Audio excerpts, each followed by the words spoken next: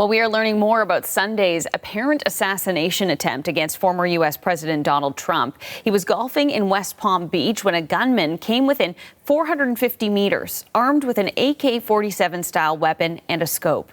Police have arrested and charged a suspect. And earlier today, we heard from officials in Florida.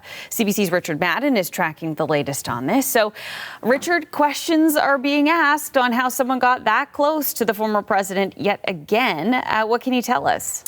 Yeah, that's one of the many serious questions the Secret Service are facing, this major security breach by this alleged suspect at Trump International yesterday.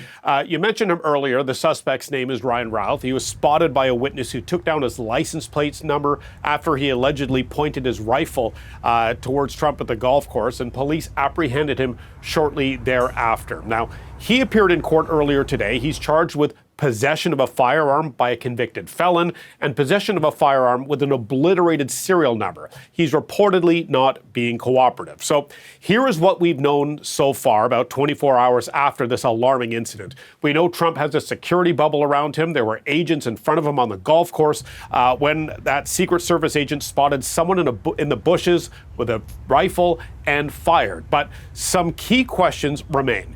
Did the suspect act alone? How did a convicted felon get access to a gun? How did he know the former president would be golfing on that day? Remember, Ralph doesn't live in Florida, and Trump didn't release a public schedule that day. Now, the local sheriff says these are some pointed questions that need to be answered. Watch this.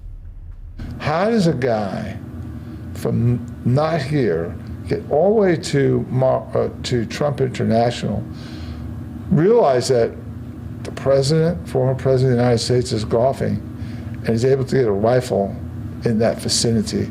I think that's the question the FBI, the Secret Service are laser focused on today. Now, there's been condemnation against this attempted assassination from leaders around the world. President Joe Biden is urging Congress to boost security detail to Trump. And remember, Congress is already investigating Trump's last assassination attempt back in July. They have subpoena powers, and I suspect they're going to be very aggressive with top security officials demanding answers. Now, Richard, Trump has spoken out since this apparent assassination attempt. What is he saying? Well, he's posted on his website. We should hear from him publicly soon. In one post, he thanks the Secret Service, the local sheriff, for keeping him safe, saying the job was outstanding. But then in a follow-up post, he blamed the Democrats for stoking it, saying, and I'm quoting here, "Because of this communist left rhetoric, the bullets are flying and it will only get worse." So both sides on this political spectrum are calling to dial down the temperature, but characters on both ends continue to fan the flames. Now, as for this latest investigation, Florida's Republican Governor Ron DeSantis is announcing his state will launch its own separate investigation into this attempted shooting. And Trump himself is still planning to hold a rally later this week in Long Island, New York, where security is expected to be very high.